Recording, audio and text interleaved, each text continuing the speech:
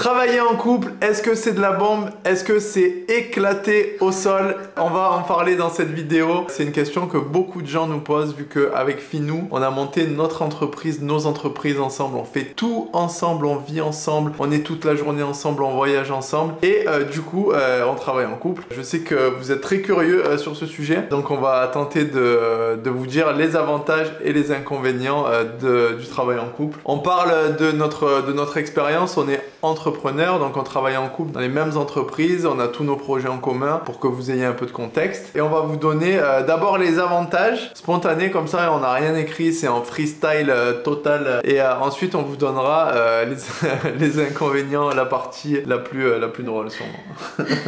Donc c'est parti pour les avantages. Tu commences ou je commence? Vas-y, commence, Finou. Alors, le premier avantage, pour moi, c'est qu'on travaille sur le même rythme, on a les mêmes horaires de travail, etc. Donc c'est vraiment un avantage parce que quand on veut partir en vacances, il n'y a pas de souci, on a les mêmes vacances. Le soir, on finit quasiment à la même heure, même si je travaille un peu plus que toi, mais bon. Ça, c'est top parce que du coup, on peut manger ensemble le midi, on peut manger ensemble le soir. On a plus de temps, du coup, ensemble que si, par exemple, je sais pas, il travailler de nuit ou autre. Ça, je trouve que c'est un bon avantage. Ouais, je suis d'accord avec toi. Même rythme, donc ça, c'est un avantage considérable. Deuxième avantage que moi, je pourrais donner, c'est que vu qu'on travaille ensemble et qu'on a tous les projets en commun, vraiment, on se comprend à 100%, même quand quand le travail est terminé, par exemple le soir ou le week-end, quand on part en voyage et qu'on veut parler de travail, mais de manière plus décontractée. C'est super simple parce que l'autre connaît tous les projets et ça pour moi c'est hyper important. Des fois quand on a envie de décompresser, je sais pas si vous voyez ce que je veux dire, on a quand même envie de parler de travail mais d'une autre manière. Si on parle avec quelqu'un qui comprend rien à ce qu'on dit parce que il fait quelque chose qui a aucun rapport, c'est un peu relou quoi. Ça c'est un avantage et c'est un inconvénient aussi. On verra dans les inconvénients alors. Moi je le mets un peu dans les deux parce que c'est un avantage, mais du coup quand on est en vacances, moi des fois j'aimerais bien qu'on parle je sais pas, du cocktail qu'on est en train de boire ou d'autres choses. Pas de business. Non, ok, mais donc bon, ça dépend des points de vue. Ça dépend. Autre avantage. C'est mon tour là? Ouais. Autre avantage, troisième avantage. Il n'y en a pas tellement en fait. Non, attends, laisse-moi réfléchir. Un avantage, mais ça c'est propre à moi je pense, c'est que j'ai démarré après Dorian l'entrepreneuriat, donc c'est lui qui m'a tout appris en fait, donc ça pour moi c'était un avantage de fou. C'est comme un jeune padawan pour moi. Appelle-moi maître Jedi. Après, du coup ça peut être un désavantage pour toi du coup, parce que t'as perdu du temps, t'as investi du temps en moi quoi. Ça a pu être un désavantage pour toi. Pour moi c'est les deux. Ça a été au début, ça a été un peu un inconvénient parce qu'évidemment quand quelqu'un démarre il faut lui apprendre des choses et il y a une inertie et tout. Quand même c'était un avantage parce que j'avais comme un esclave. Ah carrément. Ben ouais, c'est comme un esclave. Allez, tu peux pas dire ça. Un esclave bien rémunéré quand même.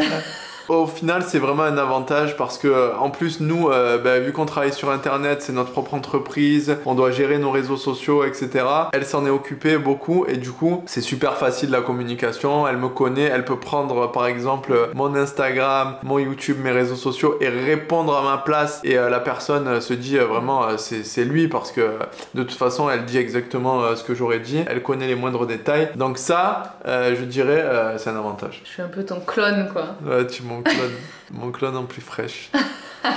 À toi, autre avantage. Autre avantage, c'est de construire quelque chose de commun. Pour moi, ça, c'est vraiment important. En fait, je me rends compte qu'il y a plein de couples qui sont ensemble depuis longtemps et qui se connaissent pas tant que ça parce qu'en fait, si vous travaillez, je sais pas moi, de 8h à 20h et que votre copain il fait la même chose ou inversement et que vous voyez juste 2 heures pour regarder Netflix le soir quand vous êtes fatigué, au final vous connaissez pas tant que ça. En fait vous connaissez pas avec le degré qu'on peut avoir nous avec Finou ou des personnes qui travaillent ensemble 24 heures sur 24, même si on verra après les inconvénients. Et du coup, le fait de créer quelque chose de commun, créer plus qu'un projet commun, en fait, un empire, une dynastie, c'est ça qu'on est en train de créer. Ça, c'est hyper excitant parce que quand on a des victoires, par exemple, qu'on fait des nouvelles ventes, qu'on signe des nouveaux contrats et tout, parfois on est dans le même bureau, on est trop contents ensemble, on fête ça ensemble. Et ça, pour moi,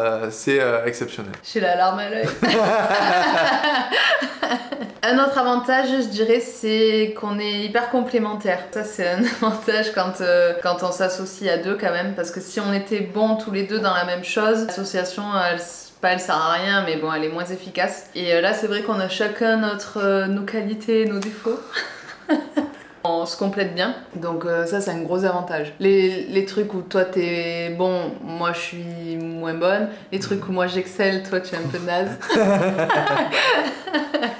Du coup on peut tout faire à deux quoi. Ça je pense qu'on a eu de la chance aussi parce que on n'avait pas calculé, mais au final moi je suis un peu plus extraverti, c'est-à-dire pour simplifier que j'ai plus de facilité à aller vers les gens, à créer du lien et donc à tout ce qui est faire des activités propres à la vente et moins par contre du coup à me concentrer parce que l'extraverti il est plus tourné vers l'extérieur et elle est introvertie donc elle a plus de difficultés peut-être à aller vers les gens, à créer du lien, mais par contre elle a beaucoup plus de facilité à se concentrer longtemps et à être hyper focus. Donc les deux combinés, ça marche super bien. Mais ça, c'est un peu un hasard. On l'avait pas calculé.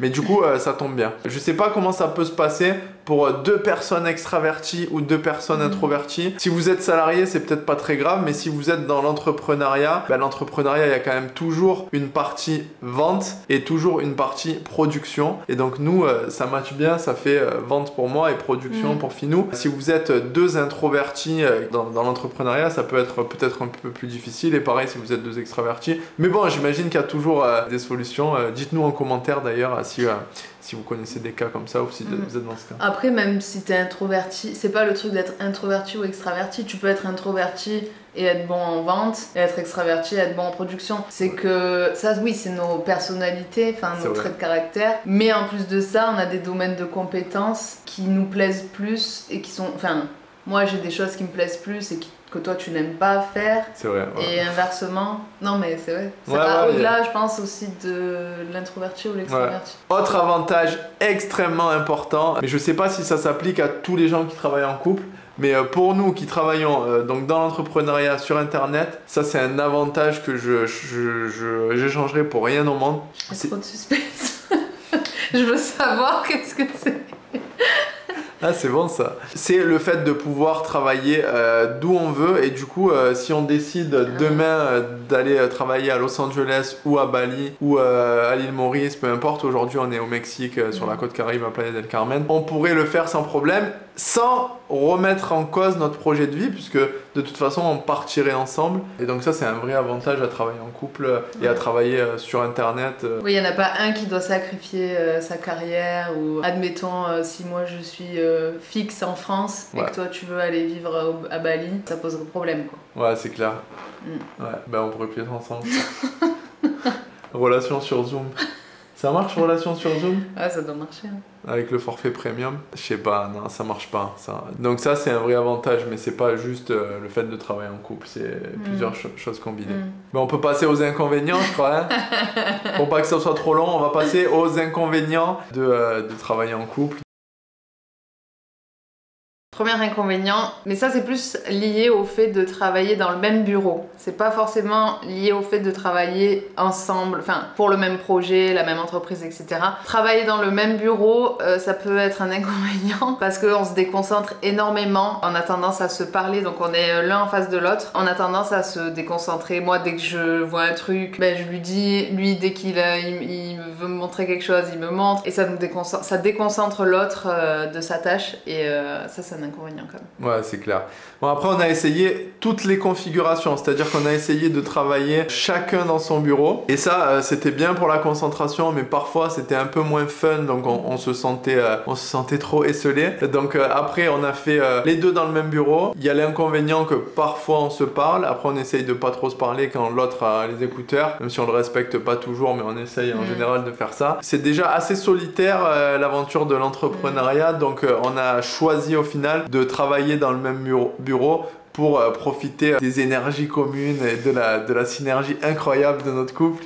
Voilà, donc oui, on pourrait faire, on pourrait faire dans deux bureaux différents. Pourquoi tu bégayes comme ça?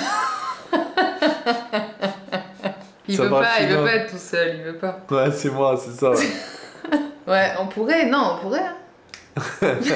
Non, ce qu'on pourrait faire, c'est travailler seul, chacun de son côté le matin, quand on doit être un peu plus focus, et l'après-midi, faire un genre de coworking, quoi. Ouais, ça serait pas mal. Faire un bureau à deux. On n'a pas encore tenté cette configuration, mais on tente et on vous fera un retour d'expérience sur cette nouvelle config assez sympa inventée en live par Finou.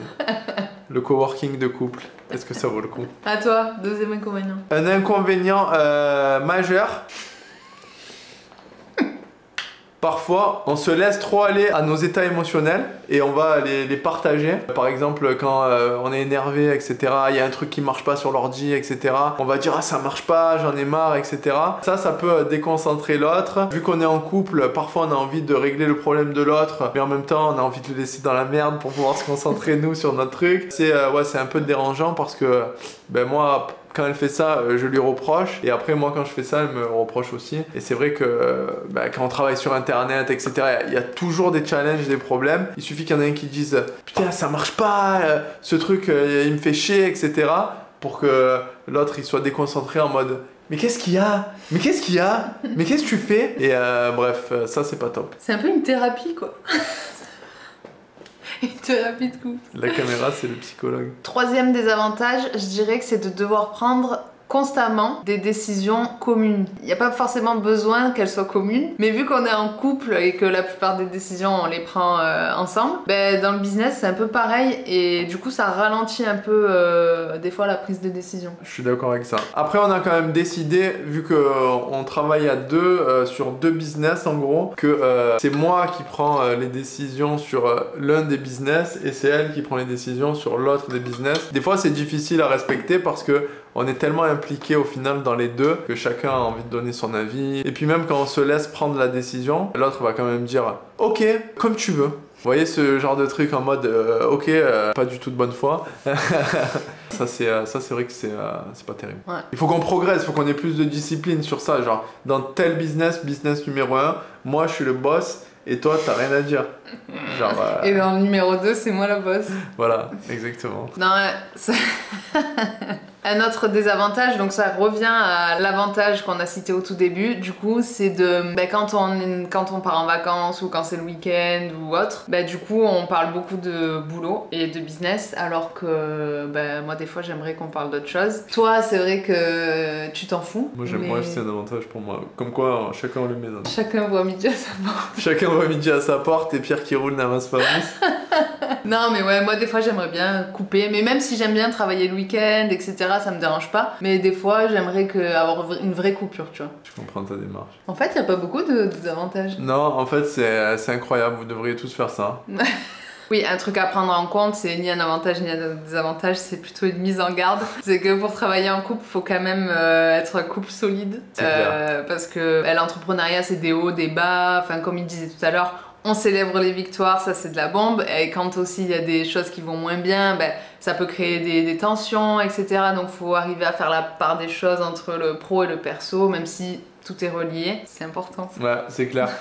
Moi, ce que je peux vous conseiller, si vous décidez de travailler en couple, et c'est ce qu'on a fait, c'est une épreuve qu'on a faite, la première épreuve, le premier test, ça a été qu'on a fait un tour du monde de 8 mois ensemble, où on était 8 mois, 24 heures sur 24, ensemble, tout le temps. Même à des moments, on avait un van pendant 1 mois, 2 mois, et on était dans le van à chaque fois. D'ailleurs, il y a toutes les vidéos sur la chaîne, donc si vous voulez les voir, allez les voir. Et ça a été un premier test. Quand on a réussi ce test de faire le tour du monde ensemble, on s'est dit en fait, travailler ensemble, ça ne nous faisait plus vraiment peur. C'est vrai. Mais c'est pas le cas de tout le monde, quoi. Voilà. Peut-être que vous allez vous séparer après ça, c'est possible.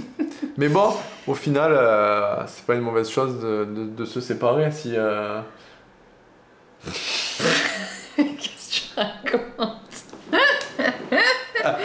Ah, une bonne question ça. Imagine, ça va pas dans... Tu travailles en couple, ça va pas dans le... Bah, tu te disputes, ça va pas dans le business et tout. Du coup, t'as deux choix. Soit fermer l'entreprise et ne plus travailler ensemble, mais rester en couple. Soit garder l'entreprise et te séparer. Tu fais quoi? Non, mais après, ça se pose jamais comme ça dans la vie. Ça se pose jamais comme ça. Ce qui va se passer, c'est que à un moment donné, si ça se passe mal, ben il y en a un qui décide moi je m'occupe de l'entreprise et toi tu fais autre chose. Et on travaille plus ensemble mais on reste ensemble. Mais oui, mais si l'autre personne elle a aidé au développement de l'entreprise et tout, elle va te dire pourquoi toi tu veux garder l'entreprise et moi non. Ouais. Tu vois. Ah, c'est compliqué, non, c'est compliqué. C'est vrai, c'est pas facile. T'as un conseil à donner? Non. J'ai pas de conseil. Si ça vous arrive, c'est dans la merde. Non, ça nous est jamais arrivé pour l'instant. Après, je sais pas quoi vous dire. Faut être sûr de son couple. Ouais. Et c'est une bonne manière de le tester aussi. Pour éviter de prendre des risques, il faut quand même qu'il y ait des éléments séparés dans l'entreprise, je veux dire. Ouais, que chacun ait son rôle, parce que sinon ça peut trop être une source de conflit. C'est vrai. C'est la conclusion. Non, voilà, bah écoutez, on a fait un petit tour des avantages et des inconvénients. J'espère que cette vidéo vous a plu. Si vous avez aimé rétribuer cette vidéo d'un pouce, mettez-le en commentaire et n'hésitez pas à vous abonner à la chaîne. Et n'hésitez pas aussi à nous dire en commentaire quel type de vidéo vous aimeriez qu'on vous fasse, quel que soit le sujet. Et on vous dit à très bientôt pour une prochaine vidéo.